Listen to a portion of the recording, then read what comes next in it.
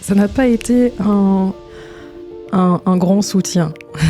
Déjà, disons-le, ça n'a pas été un grand soutien. On m'a dit, mais enfin, t'es folle, pourquoi tu te compliques toujours la vie? Pourquoi tu fais jamais les choses simplement? Tu pourrais te trouver un chouette travail et tu serais bien. Pourquoi tu cherches à faire ça?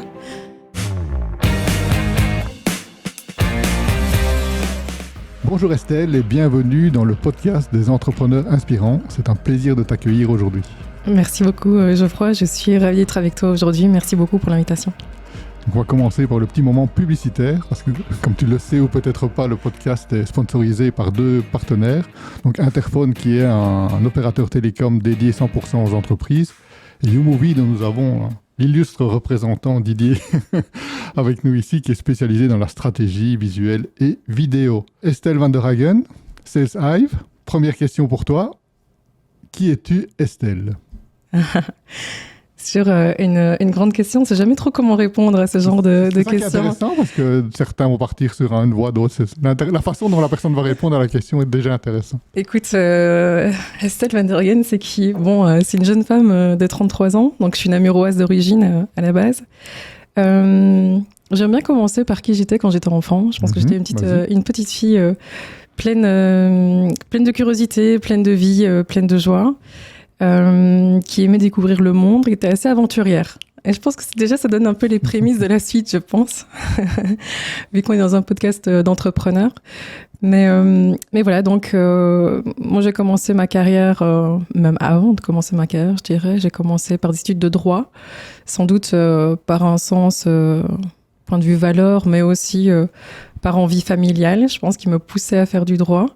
Donc j'ai fait 6 ans de droit d'abord à Namur et puis à Liège et j'ai été assez surprise par ce monde-là, je pense, à ce moment-là. Je pensais découvrir un monde qui était assez ouvert et plein d'intelligence, que j'adore l'intelligence. Vous regardez Ali McBeal ou quoi? Quand tu étais jeune. Je regardais beaucoup de séries criminelles, je vais te dire. Moi, j'ai rêvé d'être juge quand j'étais enfant. Oui. J'ai rêvé d'être juge et donc, voilà, de me dire, il y a plein d'injustices dans ce monde et ce serait peut-être bien d'aider à faire en sorte qu'il y ait un peu moins d'injustice. Bref, et quand je suis arrivée dans le droit, je me suis rendu compte que c'était un monde qui était peut-être pas si ouvert d'esprit que je pouvais l'imaginer, en fait, et qui était très cadenassé. Ce qui correspondait pas forcément à ma personnalité. Moi, j'ai un esprit très ouvert et je m'intéresse à beaucoup de choses.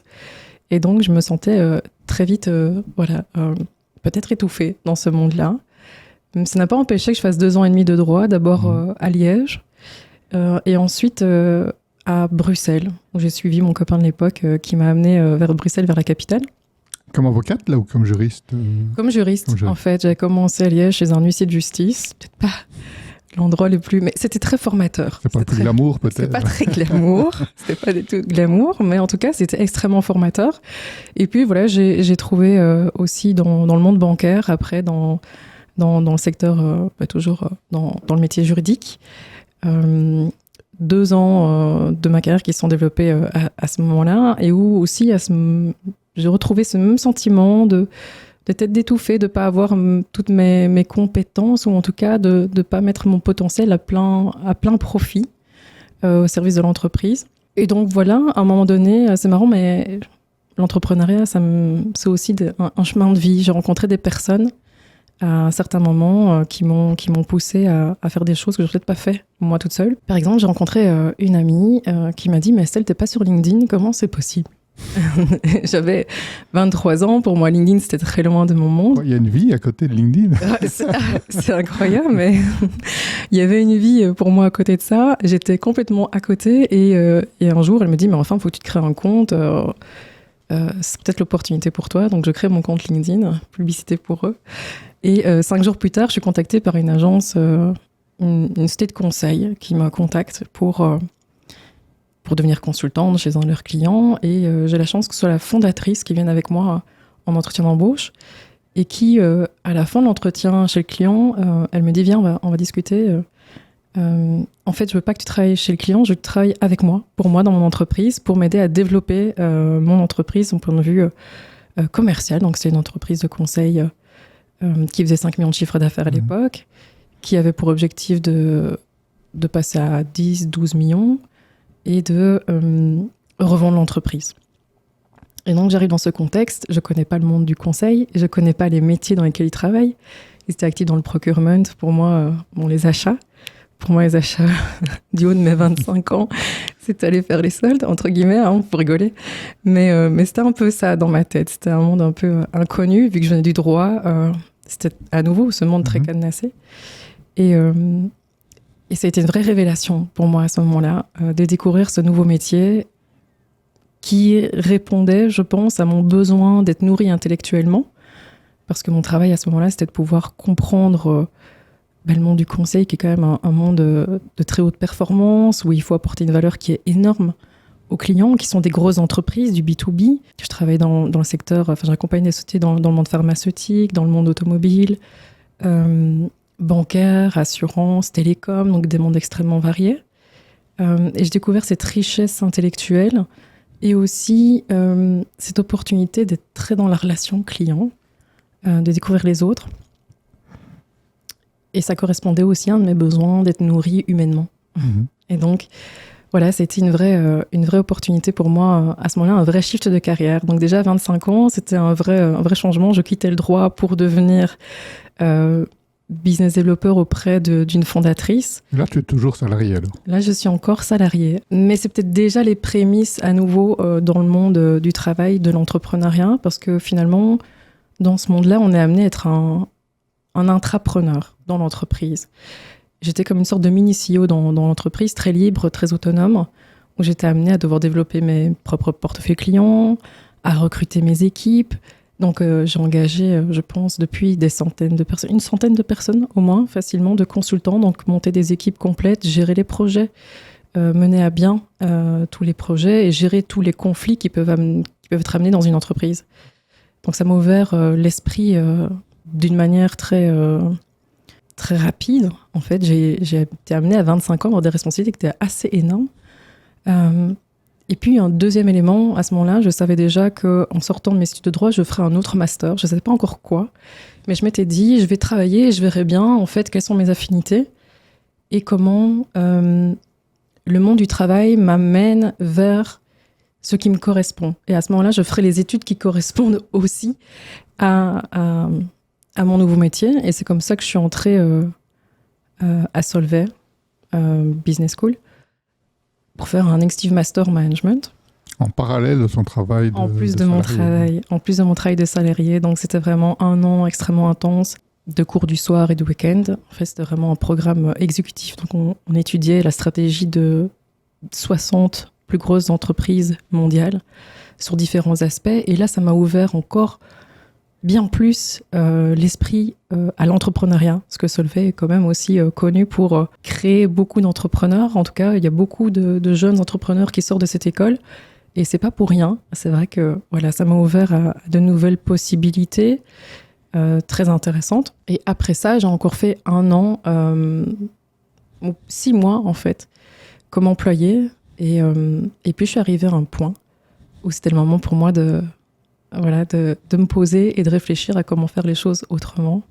Et donc ça, c'était le début, je pense, de la réelle aventure entrepreneuriale. Le déclic entrepreneurial. Si on fait un zoom sur ce déclic, quels ont été les éléments qui t'ont décidé à faire ce changement?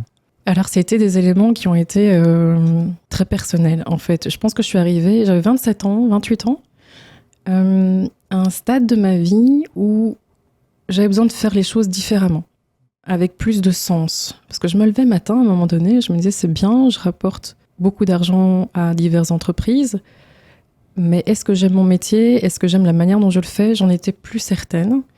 Donc j'ai eu besoin, à un moment donné, de me poser et de réfléchir au sens que je mettais dans ce que je faisais et à ma place sur cette terre, entre guillemets. Je crois, au fond, qu'on vient tous sur cette terre avec des dons, avec des talents qui nous sont propres et innés, on est tous différents, et que notre but, c'est peut-être de le mettre au service des autres de la meilleure manière possible. En tout cas, de se révéler et de révéler son plein potentiel. Et j'avais la sensation que j'avais pas encore trouvé ça. Et j'avais besoin de me poser pour remettre du sens dans tout ça et mieux comprendre qui j'étais, moi personnellement, Et c'est là que j'ai entrepris un vrai parcours de développement personnel. Un peu forcé aussi, hein, parce que je pense qu'à un moment donné, quand on perd du sens, on perd de son énergie, on perd de sa vitalité et de son enthousiasme. Et à 28 ans, c'était beaucoup trop tôt que pour pouvoir arriver à cette période j'ai l'impression d'être arrivée au bout de quelque chose. C'était le moment de créer quelque chose de nouveau. Et donc j'ai passé quelques mois à apprendre à me connaître en profondeur, faire beaucoup de tests de personnalité, à découvrir quels étaient mes talents. Et je me suis posé beaucoup de questions quand j'ai fait cette découverte d'ailleurs. Parce que j'ai découvert que j'avais des talents, je me disais, mais comment est-ce que je vais mettre ça au service de la société ? Je ne sais pas. Quels ont été ces talents justement qui sont ressortis ? Il y avait l'empathie, très très forte empathie, l'amour de la beauté, du beau. Donc c'est la capacité aussi à voir ce qu'il y a de beau en chacun, mais aussi d'aller analyser en profondeur les choses et donc d'être un peu émerveillé par ce qui se passe autour de nous. Donc c'est pas toujours évident de se dire comment est-ce qu'on met ça au service des entreprises.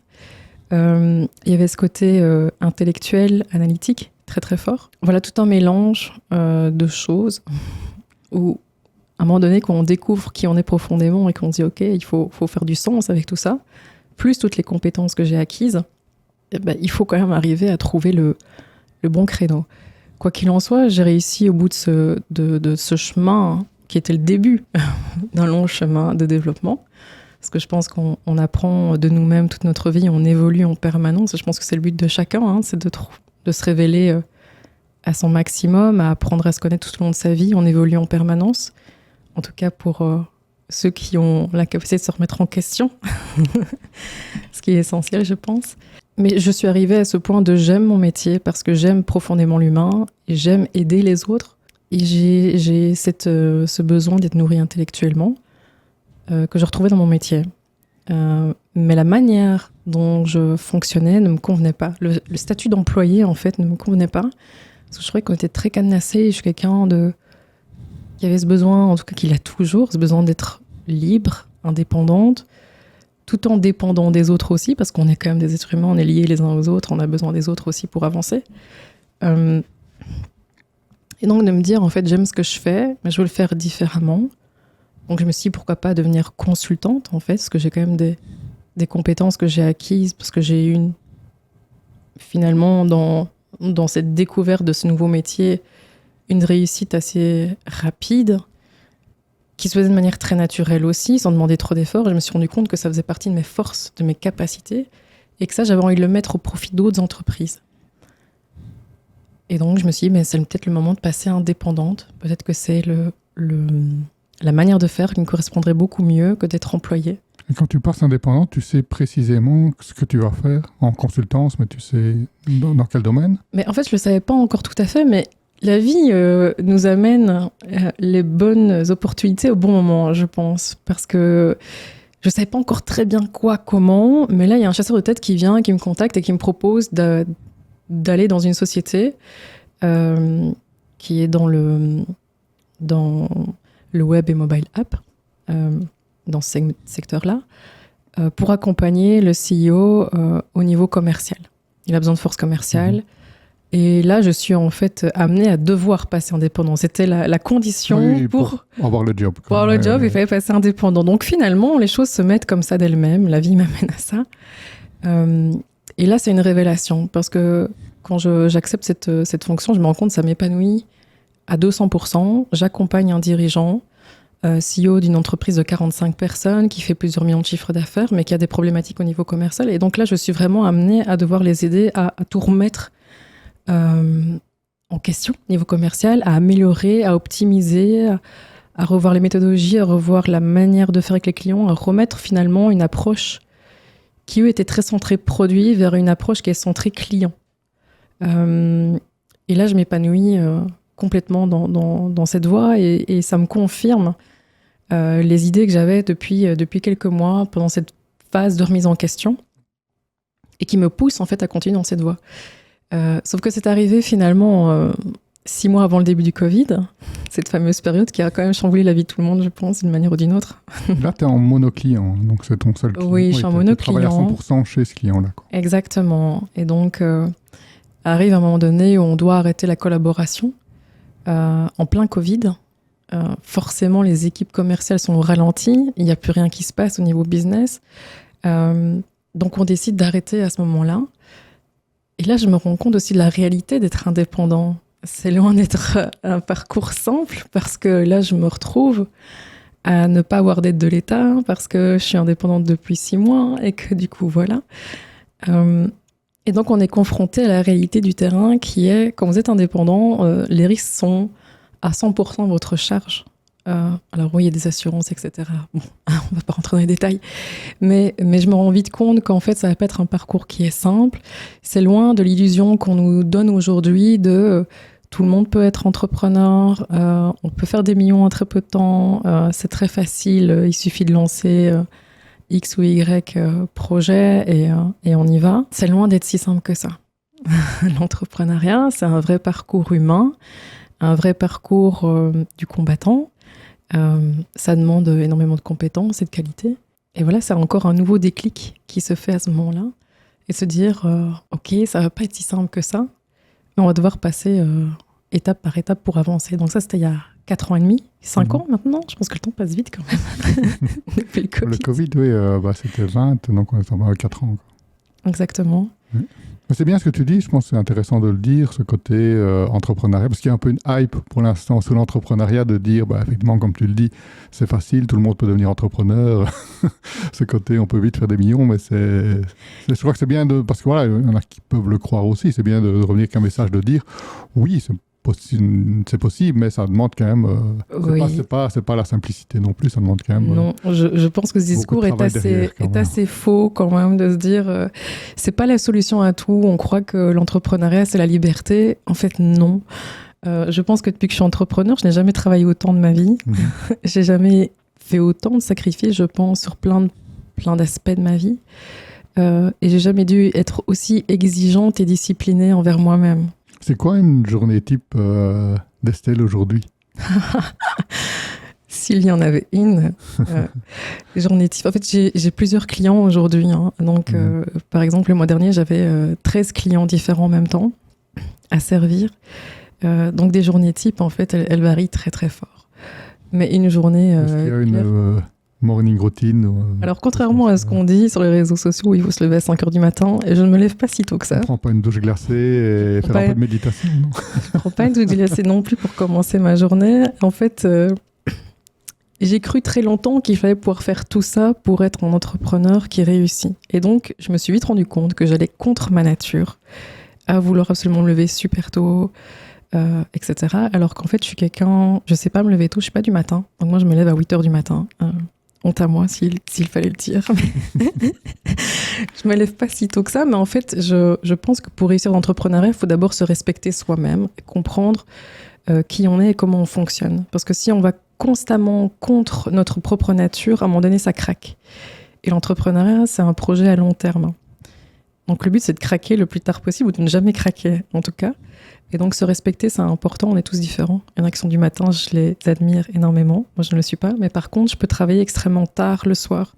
Je n'ai aucun problème à travailler jusqu'à minuit ou 1h du matin s'il le faut. Là où d'autres, peut-être, n'y arrivent pas forcément. Mais concrètement, moi, le matin, je me lève, j'ai une petite routine. Je m'occupe de mes animaux qui attendent que je me lève le matin. Tu vois que tu as une routine. Oui, j'ai une petite routine. Je m'occupe de mon chat le matin pendant 5 minutes. Puis forcément, je prends ma douche, je prends mon café et je commence à travailler tout de suite. Je suis opérationnelle en 15 minutes. Est-ce qu'il n'y a pas justement un côté plus d'énergie et plus productif le matin que le soir? Ou tu arrives à avoir la même énergie le soir? Alors, je vais te dire qu'il y a une période de ma vie où j'avais beaucoup de mal à réguler mon énergie. C'était vraiment un problème. C'est très fluctuant dans la journée. Et ça fluctuait d'un jour à l'autre. C'était très compliqué. Et j'ai vite compris aussi que pour être entrepreneur, il fallait aussi mettre des routines saines et être discipliné quelque part. Et donc, j'ai commencé à revoir mon style de vie. Donc, j'ai banni beaucoup de choses pour arriver à garder mon énergie un maximum, en tout cas d'éviter tout ce qui pouvait me la faire perdre, que ce soit dans mon entourage, faire un tri. Malheureusement, c'est parfois dur à dire, mais un tri dans les personnes qui m'entouraient.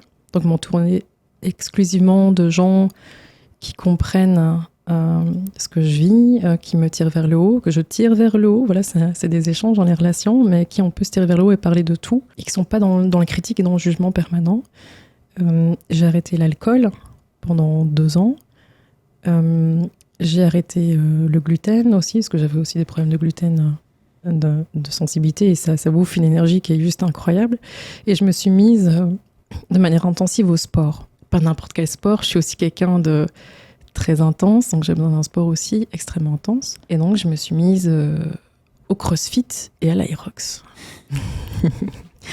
Et le sport m'a vraiment aidée en fait à réguler mon énergie, à réguler mes émotions et à aller plus loin, à pousser dans mes efforts de manière consistante et sur le long terme.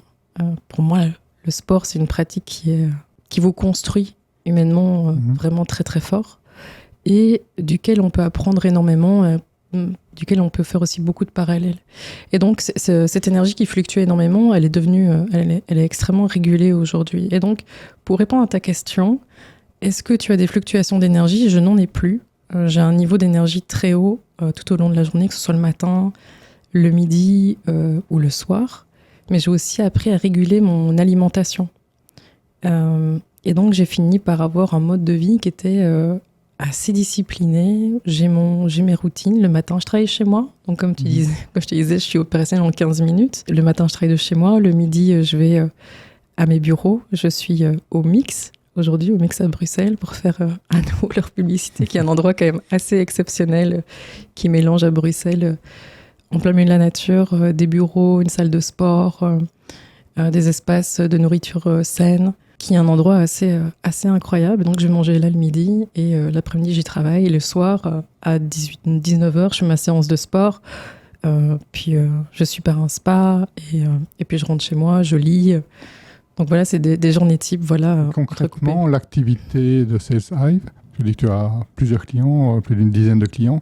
Qu'est-ce que tu fais avec eux? C'est du coaching en sales? Alors, les services sont variés. Alors déjà, j'ai créé Sales Hive parce que je me suis rendu compte que beaucoup d'entreprises avaient des super beaux produits ou des beaux services à vendre, mais qui n'avaient pas forcément la manière ou la méthodologie de le faire, et donc n'arrivaient pas à décoller. Ce que je trouve quand même assez dommage. Et donc je me suis dit, mais pourquoi pas créer Sales Hive, qui serait une entreprise de conseil qui va aider les dirigeants à développer, du point de vue commercial, leur entreprise. Et donc ça passe par différents aspects. Ça va passer par structurer. Parfois, il n'y a pas de département commercial, en fait. Ils n'ont pas de méthodologie, il n'y a rien. Il n'y a pas de process, et donc pas de prédictabilité des revenus possibles. Et souvent, les entreprises, aujourd'hui, lèvent des fonds pour se développer, et sans prédictabilité, sans plan commercial, c'est très compliqué. Donc, ce que je fais avec eux, c'est que je mets en place une stratégie commerciale pour les aider à développer différents segments clients. On crée les processus ensemble, et puis je crée avec eux une méthodologie qui va être améliorée au fur et à mesure du temps.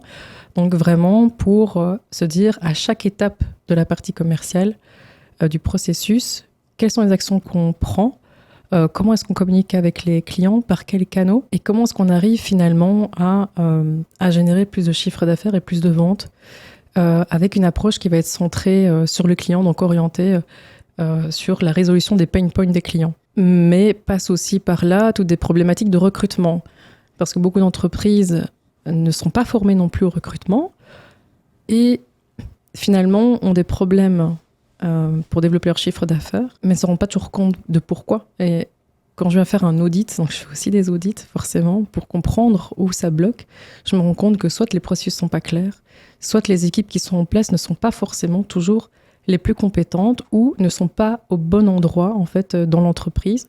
Elles ont des forces, elles ont des faiblesses, et parfois on ne pousse pas sur les forces des équipes, et les résultats ne sont pas au rendez-vous forcément. Chacun doit être à sa bonne place, là où il est capable de se développer, et donc on retravaille sur tout ça avec les clients. Donc structure, stratégie et organisation des équipes. Et comment est-ce qu'on trouve Question, donc on se lance dans l'entrepreneuriat, c'est un peu ce que tu as vécu. Comment est-ce qu'on trouve ses premiers clients? C'est un long parcours. Moi, 2023, je l'ai passé à travailler 80 heures par semaine dans mon bureau toute seule, à cravacher sur une étude de marché, à analyser mes concurrents, à trouver où était le blue ocean, quelque part, où était le gap entre les besoins du marché et les solutions qui étaient proposées. Donc tu commences par une structuration de l'offre? Oui, en tout cas, comprendre ce qui existe déjà sur le marché. Moi, j'avais forcément, avec mon parcours professionnel, déjà une vision claire en fait des problématiques qu'il y avait des entreprises qui rencontraient des difficultés à se développer au niveau commercial. Mais il fallait aussi comprendre l'offre aujourd'hui, comment est-ce qu'elle a été structurée, organisée sur le marché. Il y avait beaucoup de formateurs, de coachs, mais ayant été moi-même commercial et chargée du développement commercial des entreprises, je savais très bien que ces solutions-là, ce sont des éléments qui aident, mais ce n'est pas une solution en soi, ce n'est pas une fin en soi. Il manquait sur le marché une entreprise qui puisse apporter une solution complète, globale, c'est-à-dire une vision à 360 degrés. On comprend votre business, on vient analyser ce qui ne va pas, on structure, on met vraiment une stratégie qui est vraiment dédiée par rapport à votre produit à vous et par rapport à votre marché. Et puis, on déroule en fait au niveau opérationnel tout ce qu'il faut avec les bonnes équipes, les bonnes personnes et les bons outils. Aujourd'hui, les technologies sont extrêmement développées. Il y a des centaines d'outils qui permettent à des entreprises d'être plus performantes ou en tout cas d'aider les équipes à travailler de manière plus performante en facilitant leur travail, en automatisant beaucoup de tâches. Et je ne retrouvais pas, en tout cas sur le marché, une entreprise qui apportait cette expertise-là concrètement. Et toi-même, comment est-ce que tu as trouvé tes premiers clients pour ton activité? Alors, le bouche à oreille, oui. Pour commencer, forcément quand on se lance, on se dit ok, il faut une stratégie. Okay, il y a plein de possibilités d'aller chercher ses premiers clients, il faut trouver la meilleure stratégie. Et moi je me suis dit, il faut que je développe mon réseau avant tout. Il faut que je me fasse connaître, que j'aille à la rencontre des gens, qu'ils me voient et que je parle de ce que je fais. Et c'est comme ça que j'ai décroché de premiers clients, mais pas que. J'ai décidé aussi de développer en parallèle une stratégie de visibilité sur les réseaux sociaux. Donc sur LinkedIn, pour revenir à cette plateforme, en me disant, il faut que je me fasse connaître, il faut qu'on sache que j'existe, parce que si personne ne le sait, je ne vois pas comment je vais avoir des nouveaux clients. Donc voilà, il y avait cette double stratégie de développer mon réseau, d'aller dans des cercles d'affaires. Présentiel. En présence, ouais. Les gens doivent te rencontrer, tu dois pitcher. Et mes premiers pitchs n'étaient pas du tout équivalents à la qualité de ceux que j'ai aujourd'hui. Forcément, il faut s'adapter, il faut parler. Et développer cette partie visibilité sur LinkedIn m'a permis de décrocher pas mal de nouveaux clients. Je dirais quel est le pourcentage aujourd'hui de tes prospects qui arrivent du digital et du présentiel, si tu devais chiffrer? Il y en a beaucoup plus qui arrivent du digital. Beaucoup plus parce que j'ai moins le temps d'être en présentiel dans des cercles d'affaires. Je suis chez mes clients, je travaille avec eux ou chez moi. Et le digital a vraiment pris le pas, en fait. C'est vrai que être présent sur les réseaux sociaux me crée de la visibilité. J'ai compris aussi comment bien communiquer avec eux pour bien capter ma cible de clients. Et aujourd'hui, ça me rapporte 3 à 4 clients par mois, je dirais. Mais là, on parle de création de contenu, alors, sur les réseaux. Création de contenu sur les réseaux. Via je démarche pas, je fais pas de prospection. Non, en fait, je fais aucune prospection pour mon entreprise. Et c'était un choix aussi au départ de me dire, je veux pas faire les choses comme on les fait de manière générale. J'ai envie de les faire autrement. Parce que si je veux apporter une nouvelle manière de faire sur le marché, il faut que moi aussi je sois différente dans ma manière de faire. Je peux pas prôner quelque chose que je fais pas moi-même. Et je voulais voir un peu le retour. Et donc, aujourd'hui, c'est exclusivement du contenu sur les réseaux sociaux qui me rapporte, comme je le disais, 3 à 4 clients par mois. Soit du bouche à oreille, ou si ce sont des gros clients que je veux vraiment cibler moi personnellement, là, c'est moi qui les contacte, mais par téléphone, voilà. Pour leur dire, voilà, j'ai entendu qu'il y avait ça qui se passait dans notre entreprise, peut-être qu'on peut se rencontrer et discuter ensemble. Comment ont réagi tes proches quand tu as décidé de te lancer dans l'entrepreneuriat? mes proches ou les gens que je rencontrais. Hein. Je vais prendre ça de manière plus large. Ça n'a pas été un grand soutien. Déjà, disons-le, ça n'a pas été un grand soutien. On m'a dit, mais enfin, t'es folle, pourquoi tu te compliques toujours la vie? Pourquoi tu fais jamais les choses simplement? Tu pourrais te trouver un chouette travail et tu serais bien. Pourquoi tu cherches à faire ça? D'autres gens que je ne connaissais pas se sont permis aussi de me dire, par exemple, c'est quand même assez fou quand on est une femme, ce qu'on peut entendre. Et j'imagine que les hommes rencontrent d'autres points. C'est pas le fait d'être une femme, mais de me dire pourquoi est-ce que tu choisis pas un mari qui a de l'argent, tu fais des enfants, et puis voilà. Mais c'est assez fou. On est quand même. Voilà. Je pense que ça voilà. L'un peut aller avec l'autre. L'un n'empêche pas l'autre. L'un n'empêche pas l'autre, mais je pense que dans encore la vision de l'homme et de la femme, je me rends compte quand même qu'il y a quand même encore un décalage par rapport à ça dans la vie privée, mais voilà, l'un n'empêche pas l'autre, on peut être épanoui dans son travail. Tu as plus ressenti un frein de ton entourage un frein, mais je pense peut-être l'envie de protéger. Je pense que l'entourage n'a rien à faire. Il a envie de protéger, nous mettre dans un environnement sécure. Et honnêtement, l'entrepreneuriat, c'est tellement dur au quotidien. Il faut quand même avoir les reins solides, des émotions très stables, parce qu'honnêtement, c'est quand même assez hard. Et donc, je peux que comprendre avec le recul leurs inquiétudes. Mais si on s'arrête à ce que dit notre entourage, c'est sûr et certain qu'on ne se lance pas dans l'entrepreneuriat et qu'on n'y va pas à deux pieds joints. Il faut quand même avoir le goût du risque et le goût de « je n'écoute pas ce qu'on me dit et j'avance ». Mais bon, ça, c'est quelque chose qu'on me reproche depuis que je suis petite, donc j'écoute pas ce qu'on me dit. Mais c'est un avantage dans l'entrepreneuriat. On va parler un peu d'échec maintenant, parce qu'on sait que l'échec dans l'entrepreneuriat ou ailleurs, c'est quand même quelque chose de très formateur. Est-ce qu'il y a un échec en particulier que tu as vécu et qui t'a appris beaucoup? Alors, des échecs, il y en a plein tout au long du parcours entrepreneurial. On ne fait que de se prendre les pieds dans la porte, trébucher à longueur de temps, les pieds dans l'escalier. Enfin, on n'arrête pas de tomber. C'est pas ça qui compte. L'important, c'est de se relever, je dirais. C'est de continuer à avancer, quelles que soient les épreuves. Mais je pense qu'au début, j'ai fait quelques erreurs et j'avais l'envie de m'associer. En fait, au tout début, donc j'avais réfléchi à mon projet entrepreneurial qui a pris une autre tournure depuis. Forcément, le marché fait l'entreprise. C'est le marché qui décide aussi. Donc mon idée était assez différente et donc j'ai voulu m'associer pour lancer très rapidement. J'ai joint des gens dans le projet et ça n'a pas été une réussite du tout. Et ça, c'est vrai que j'aurais aimé pouvoir faire différemment. Je pense peut-être que quand on se lance, il y a aussi des peurs qui arrivent. La peur peut-être de faire les choses seul. On n'a pas envie, puis on nous dit oui, mais de toute façon, il n'y a personne qui investira dans ton entreprise parce que tu es seul, donc il faut que tu trouves des associés. Donc on se sent forcé de faire parfois certaines choses dans l'entrepreneuriat. Alors que je pense qu'il y a un bon timing à tout et que les choses sont bien faites, on rencontre les bonnes personnes ou les bons associés au bon moment, ou en tout cas que les choses se structurent aussi parfois naturellement. Aussi peut-être parce que j'avais pas les fonds non plus pour payer les gens que je voulais.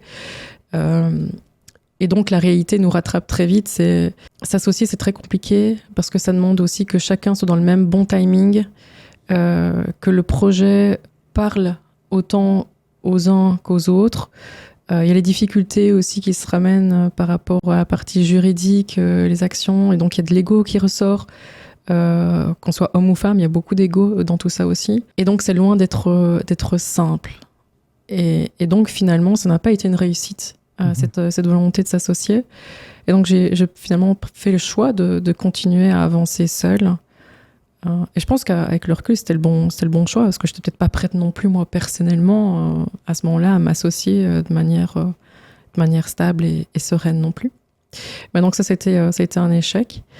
Je dirais que j'ai réitéré 2 fois, double échec, avant de me dire c'est bon, on va arrêter les frais, avance toute seule, et puis tu verras, les choses se mettront d'elles-mêmes sur ton chemin, et c'est le cas en fait. Les choses avancent et se mettent de la bonne manière aujourd'hui.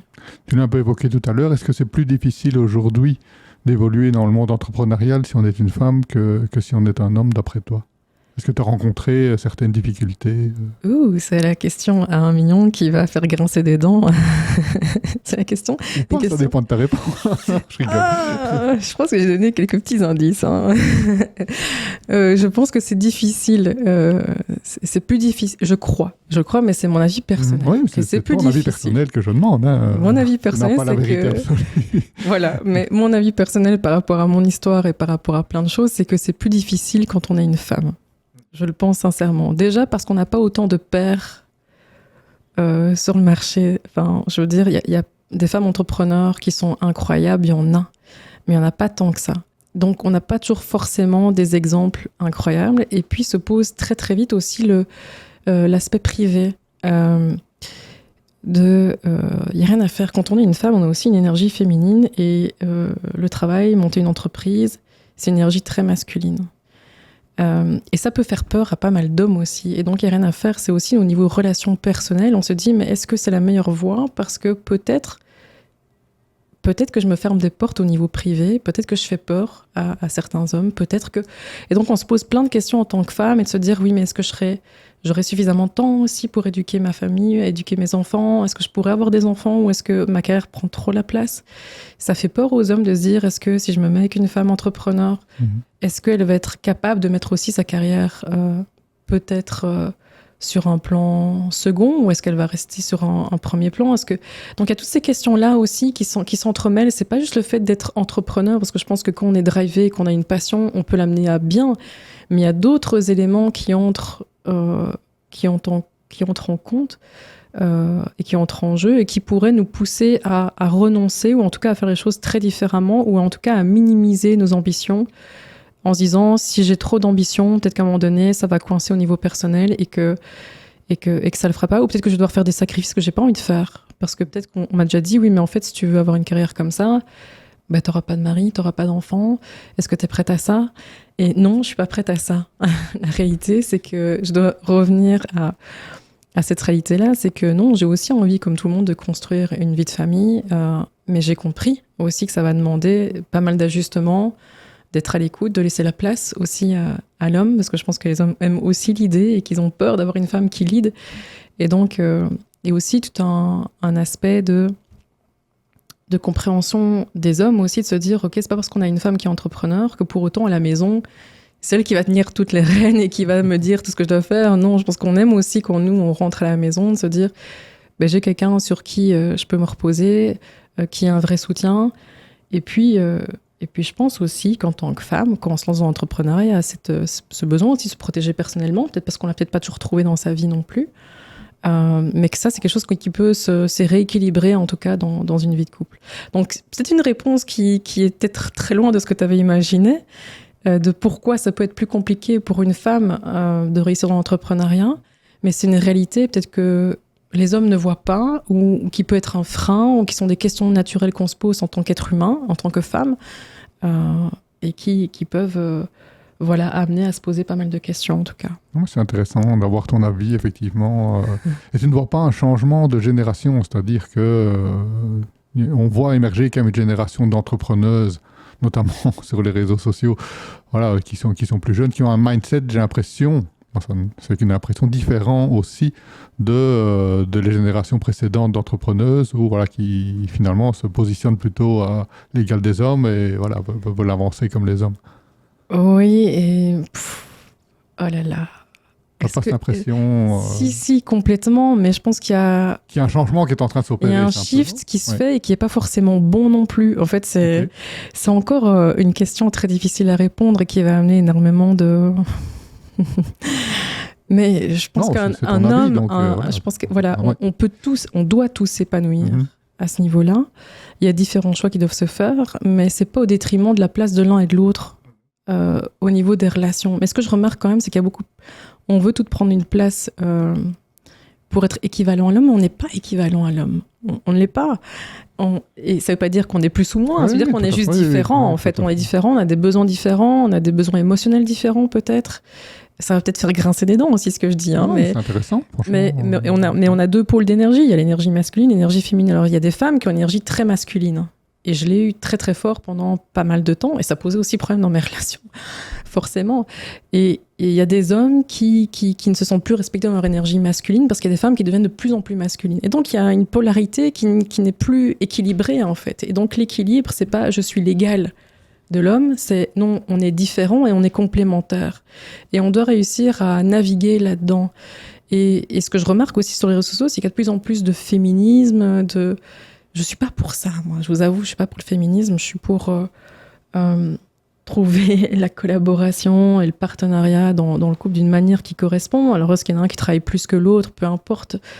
Ça dépend de plein d'éléments. Mais je vois aussi sur les réseaux sociaux de plus en plus de femmes qui disent « Moi, je suis prête à rester célibataire jusqu'à la fin de ma vie. Peu importe, je vais m'épanouir dans le travail. Si j'ai plus d'enfants, c'est pas grave. » Et je me demande à quel point on n'est pas en train de se faire retourner le cerveau dans un sens comme dans l'autre. Et la réalité se trouve au milieu, en fait, je pense. Oui, non, bien sûr. Il y a des business qui se créent aussi autour de ça. Oui, mais il y a plein de business qui se créent autour de ça. Il y a des femmes entrepreneuses qui accompagnent des femmes entrepreneurs. Mais bien sûr, mais ça devient malsain, quelque part, quand ça va dans l'excès, de se dire chacun a droit à avoir sa place, chacun a une place à prendre, et ça ne doit pas être au détriment du couple, ça ne doit pas être au détriment de l'homme ou de la femme. Il y a des énergies, il faut danser avec ces énergies et trouver, se dire je suis une femme entrepreneur, je suis meilleure que les hommes, je suis ci, je suis ça, je vais finir seule, ça n'a aucun sens humainement, ça n'a aucun sens, je trouve. Donc, c'est intéressant d'avoir un avis, effectivement. Ça fera peut-être pas plaisir à tout le monde, mais... Non, c'est ton avis, donc...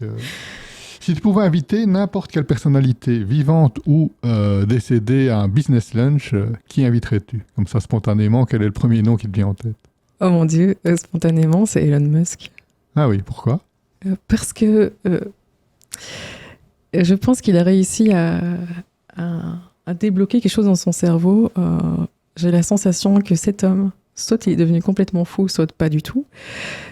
Mais en tout cas, j'ai l'impression que c'est une des premières personnes, de manière aussi flagrante, qui s'est dit tout est possible. Rien n'est impossible. Si je peux l'imaginer, je peux le créer. Et j'ai l'impression qu'il a réussi à débloquer quelque chose, se dire mais il avait des projets mais tellement fous, de se dire mais qu'est-ce qu'il a débloqué dans son cerveau pour arriver aussi loin là-dedans. Tout est possible, tout est incroyable. Enfin, c'est un entrepreneur, forcément. Donc, on parle d'entrepreneuriat. Oui, tout à fait. Mais donc, par rapport à l'entrepreneuriat, j'ai envie de parler de lui. C'est pas celui qui est le moins décrié. C'est pas celui qui est le plus parfait. C'est pas celui qui gagne le plus ou le meilleur manager. Mais en tout cas, je pense que dans l'entrepreneuriat, il faut être capable de se dire que tout est possible et qu'il faut croire en soi. Et en tout cas, lui, apparemment, il a vraiment réussi à croire à 100% en lui, en ses rêves et à l'idée de se dire qu'il peut tout réaliser et qu'il s'en fout du regard des autres. C'est assez dingue. Donc, je serais assez curieuse de parler avec lui. On retiendra Elon Musk. S'il nous entend, il peut te contacter. Donc, on parlait tout à l'heure de l'entourage proche et élargi. Est-ce que tu as remarqué au fur et à mesure du fait que tu réussissais dans l'entrepreneuriat un changement d'attitude et de regard de l'entourage? Oui. Et il y a un changement de l'entourage proche, mais aussi de l'entourage assez éloigné. Parce que je suis passée par des périodes assez difficiles. Et on m'a souvent dit, mais arrête, t'es folle. Enfin, faut arrêter. Tu vas trop loin. Je disais non, j'y crois, j'y vais. Et je faisais plein de choses. On me disait, mais fais pas ça, surtout pas. Et en fait, ça a marché. Il y a pas mal de choses que j'ai mis en place qui ont marché. Et donc, finalement, le regard, c'est se dire, waouh, elle a, malgré tout ce qu'on a pu dire, été à contre-courant. Elle a osé prendre des risques. Et force est de constater que ça marche. Et que ça a fonctionné. Aujourd'hui, j'ai des clients. Aujourd'hui, j'ai des projets, des opportunités de rentrer comme actionnaire dans différentes entreprises. Les projets affluent. Et il y a 6 mois d'ici, j'aurais pas imaginé tout ça. Et donc, il y a une fierté du côté de ma famille, en tout cas, qui m'exprime. Se dire qu'ils sont fiers de ce que j'ai accompli et que c'est assez fou. Même si ça leur faisait très peur au début de ce que je faisais. Moi aussi, ça me faisait peur, mais il fallait quand même le faire. Quand on prend pas de risque, on n'a pas de résultat non plus. Faut pas s'attendre à de grandes choses. Mais donc, il y a une fierté qui est arrivée. Et le regard aussi des hommes, je pense, qui a changé en disant c'est une femme forte, toi, tout ce qu'elle réalise, c'est assez incroyable. Et donc, on me parle souvent d'une aura, comme ça, que j'ai autour de moi, apparemment. Donc, il y a des nouvelles choses que j'entends par rapport à ce qu'on dit de moi, que j'entendais pas forcément avant. La femme forte, la femme puissante, la femme entrepreneur, qui a une aura extrêmement forte, positive. Voilà, donc il y a tout ça. J'ai l'impression d'être devenue un peu une sorte de mythe, alors que je suis pas encore très très loin dans l'entrepreneuriat, mais le regard change assez vite en fait. C'est un peu lié au personal branding et tu en parlais tout à l'heure de voilà, tu dis mes principaux prospects arrivent aussi via le côté plus le côté digital. Est-ce que tu aurais des conseils concrets à donner aux auditeurs qui nous écoutent, qui voudraient se lancer, qui ne sont pas encore présents ou pas très présents sur les réseaux sociaux? Est-ce que tu as des conseils concrets à leur donner pour percer sur les réseaux, sur LinkedIn en particulier? Comment t'as fait toi? Alors, moi je l'ai fait parce que je croyais très fort que dans mon business, c'était nécessaire de le faire. C'est pas nécessaire de le faire dans tout business. Mais en tant que consultante et coach, commercial aussi, il y en a plein sur le marché. Très peu sont visibles. Et donc, il faut arriver à trouver ce qui vous démarque, vous, en tant que personne, et comment est-ce que vous pouvez vous mettre en avant. Et en même temps, je pense que tout le monde est différent, de chacun notre personnalité. Et donc, ce qui fait votre personnalité va attirer des personnes plutôt que d'autres. Donc, ça va attirer des clients. Mais je dirais, le conseil, c'est si c'est bon pour votre business et si c'est nécessaire, faites-le.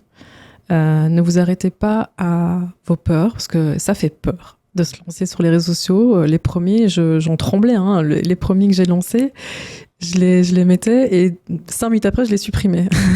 Et quand tu dis faites-le, c'est plutôt quoi, du contenu sur ton expertise ou plutôt ma vie d'entrepreneur Du contenu, je pense qu'il faut commencer comme on le sent.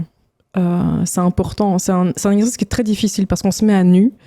On sait qu'on va être critiqué, qu'on va être vu par tout le monde, que ce soit en bien ou en mal. Il faut être prêt à ça. Et donc, je pense que pour commencer et lever les premières barrières, c'est publier du contenu avec lequel on se sent à l'aise, avec lequel on se dit « Ok, je suis OK de publier ça, je peux dormir sur mes 2 oreilles, je ne vais pas en faire des crises d'angoisse pendant 10 jours et je suis prête à assumer les conséquences de ce que j'ai dit. » Surmonter le syndrome de l'imposteur aussi. Surmonter le syndrome de l'imposteur. Mais donc, c'est vraiment indispensable de se sentir à l'aise et d'être capable, voilà, comme je disais, d'assumer les conséquences de tout ce qu'on dit. C'est des choses qu'on n'est pas prêt à assumer, il vaut mieux pas le publier. Parce que tout ce qui est publié peut être retenu contre vous. Ça, c'est clair. Et donc, c'est important d'être à l'aise. Et puis, de ne pas lâcher prise, de continuer à créer du contenu et de ne pas oublier que vous publiez pour les autres. C'est d'apporter de la valeur aux autres. C'est pas par égocentrisme qu'on publie, c'est par souci de se rendre visible parce qu'on est quand même 8 milliards sur cette terre et à un moment donné, il faut aussi créer sa place. Il n'y a personne qui va venir vous chercher en tant qu'entrepreneur et qui va dire « Hey gars, je sais pas pourquoi j'ai eu envie de toquer à ta porte. » Ça n'arrive pas. Il faut prendre des risques, il faut se montrer, il faut oser aller vers les autres, mais il faut le faire intelligemment en apportant de la valeur, en comprenant quels sont les pain points de vos clients, qu'est-ce qui est le plus problématique pour eux, je vais y arriver, et comment est-ce que vous pouvez leur apporter au travers du contenu sur LinkedIn ou Instagram, en fonction si vous êtes sur du B2B ou du B2C, du contenu qui va les aider dans leur réflexion ou qui va avancer ou qui pourront se dire, en tout cas, j'ai peut-être trouvé une personne qui pourrait m'aider dans mon projet. Parce qu'on a tous besoin des autres pour avancer. Personne ne réussit en étant tout seul chez lui. Donc, rendez-vous visible. Il y a peut-être des gens qui ont besoin de vous et parce que vous n'osez pas vous rendre visible, ne sont pas en mesure, eux, de vous trouver. Et donc, une manière de se réaliser, c'est voilà, de le faire, d'aller vers les autres parce que les autres ont besoin aussi de votre connaissance, de votre pétillance, de votre énergie, de tout ce que vous avez apporté de beau, en fait. Et si vous arrivez avec cette démarche, ça ne peut que fonctionner en sachant que c'est du travail qui se fait sur du long terme et que ce ne sera pas toujours facile, mais qu'il ne faut juste pas lâcher, en fait. Et comment est-ce qu'on gère les haters sur les réseaux sociaux? Il n'y en a pas tant que ça. Hein. Il n'y en a pas tant que ça. Sur LinkedIn, oui, moins. Non, il n'y en a pas tant que ça, parce qu'il ne faut pas oublier que les haters, ils se font voir aussi sur les réseaux sociaux. Il faut aussi qu'ils assument ce qu'ils disent. Non, il n'y a pas vraiment... Oui, mais effectivement, sur LinkedIn, il y a l'anonymat. Il n'y a pas l'anonymat, donc effectivement, il y en a moins. Quoi. Oui, sur LinkedIn, il n'y a pas vraiment de haters. Sur Instagram, il peut y en avoir beaucoup, peut-être parce que c'est une population qui est moins disciplinée ou moins respectueuse, mais LinkedIn reste un cercle, une plateforme professionnelle. Et chacun, il joue sa carrière et sa propre renommée. Donc, les gens n'ont pas intérêt à à être horrible et odieux. Sinon, ils se crament. Ouais. Donc, raison de plus. Pour y aller parce qu'on Oui, risque rien, quoi. Exactement. Je pense que c'est une vue de l'esprit de croire qu'il y a beaucoup de haters, et je pense que c'est les inquiétudes de ma famille aussi en me disant oui, mais si t'es critiqué, etc. Mais au fond, les gens n'osent pas non plus être trop dans l'excès. Déjà parce que LinkedIn bloque les gens. Si vous êtes trop dans la critique, ils bloquent. Donc vous resterez pas longtemps sur LinkedIn si vous êtes un hater. Et puis il y a aussi, je pense, cette liberté de partager le point de vue personnel de chacun. Il y a quand même relativement de respect aussi sur LinkedIn. Donc ça ne doit pas être un frein. Si tu devais résumer 3 fondamentaux de la réussite ou du succès entrepreneurial, en tout cas les bases du succès, qu'est-ce que tu dirais ? Entourez-vous des bonnes personnes qui sont meilleures que vous. Donc des gens qui sont plus hauts, qui sont déjà beaucoup plus loin que là où vous êtes. On n'est jamais tiré vers le bas par des gens qui sont plus hauts que nous. On est toujours tiré vers le bas par des gens qui sont plus bas. Donc entourez-vous de gens qui ont réalisé beaucoup, beaucoup plus et qui vont vous aider à vous ouvrir l'esprit et à éclater vos plafonds de verre. L'entourage est primordial. 2, cultivez un écosystème, un lifestyle qui va être au service de vos ambitions professionnelles. Je pense très très fort qu'un entrepreneur doit être un athlète. À nouveau, je fais beaucoup de sport et j'ai soigné tout ce que je mets dans mon corps. En fait, j'ai conscience de tout ça parce que ça impacte l'énergie, et quand on n'a pas d'énergie, on ne peut pas avancer. L'énergie est primordiale en tant qu'entrepreneur pour continuer à avancer. Et 3, prendre des risques. Sans prendre de risques, on ne fait rien de grand. L'entrepreneuriat, c'est extrêmement risqué. Il n'y a rien de plus risqué, je pense, que de faire ça. Et c'est normal d'avoir peur, c'est normal d'avoir des hauts et des bas, mais il faut continuer à prendre des risques. Et plus ça fait peur, plus il faut y aller. Donc voilà, je dirais que ce sont les 3 gros piliers pour se lancer en tant qu'entrepreneur, et en tout cas faire en sorte que ça avance et que ça fonctionne. On arrive tout doucement à la fin de l'épisode. Est-ce qu'il y a une question que je ne t'ai pas posée et que tu aurais voulu que je te pose ? Ouh. Comme ça, tu ne rentres pas chez toi frustré de dire « j'aurais voulu parler de ça », surtout que tu as pris quelques notes. Donc, Écoute, on a parlé de tout. J'avais mis un peu mes idées sur papier, mais j'ai mis tout. Je dirais une petite quote. Quote, on dit comme ça ? On peut, oui, une petite citation. Une petite citation personnelle qui, moi, me tient à cœur et qui m'a toujours énormément drivé dans mon projet, enfin dans ma vie surtout, et dans l'entrepreneuriat. C'est « ce qui ne me tue pas me rend plus fort ». Ça, c'est un élément énorme qui permet de nous driver. Moi, c'est une citation qui est ancrée en moi depuis que je suis petite. Il y aura toujours des gens qui voudront, entre guillemets, vous abattre, qui voudront vous faire croire que vous êtes moins que ce que vous êtes, qui vous feront du tort. Ce ne sont en réalité que des opportunités de vous remettre en question, d'évoluer, de grandir en tant que personne et de revenir encore plus fort. Et moi, c'est ce qui fait que j'en suis là aujourd'hui et que j'ai pris autant de risques. C'est qu'on a souvent eu envie, peut-être de m'abattre, comme je disais, en cassant. Les gens peuvent être très cassants. Et à chaque fois, je me suis dit, ok, je vais en faire une force et je vais rebondir et revenir encore plus forte. Et donc, ça m'a toujours énormément drivé. Donc, c'est une citation qui, pour moi, fait beaucoup de sens et qui devrait, ou qui pourrait, en tout cas, être considérée par tous les entrepreneurs. Il y aura beaucoup de difficultés sur le chemin entrepreneurial. Il y en aura toujours 1 million. Et il faudra toujours réussir à continuer à avancer, à surmonter, à avancer. Donc, trouvez cette force en vous, comme je l'ai trouvée en moi. Et voilà, on ne sait pas où ça mènera, mais en tout cas, ça vous mènera toujours beaucoup plus loin que si vous étiez arrêté là, où les gens avaient essayé de vous mettre dans des cases. Donc, continuez à avancer. Et voilà, c'est ce que j'ai envie de partager. Dernier petit challenge pour toi. Tu es dans le podcast des entrepreneurs inspirants. Est-ce que tu pourrais donner le nom d'un ou d'une entrepreneur que tu verrais bien à ta place dans un futur épisode? Il y en a plein, j'en vois. Si tu ne dois en retenir qu'un ou une. Alors, je te dirais peut-être 2 personnes avec qui je travaille, je trouve extrêmement inspirantes dans leur manière d'être, qui ont lancé l'entreprise Glue. C'est Dimitri et Maximilien. Ces 2 entrepreneurs que je trouve assez formidables. Ils ont une pêche incroyable. Leur nom de famille? c'est ça? Dimitri et Maximilien de Glou. Ok. Voilà, des belles personnes qui sont extrêmement drivées, qui ont beaucoup de courage, qui sont des super entrepreneurs extrêmement positifs et qui sont du côté de Liège, qui sont pas toujours hyper mis en avant non plus quand on sort de Bruxelles. Mais voilà, 2 personnes qui mériteraient d'être plus mises en avant par rapport à tout ce qu'ils font. On compte sur toi pour la mise en contact. Ça marche, je ferai ça avec grand plaisir. Comment est-ce qu'on te suit? Comment est-ce qu'on suit ton actualité? Via LinkedIn, j'imagine. Il y a d'autres Via LinkedIn, d'autres endroits effectivement.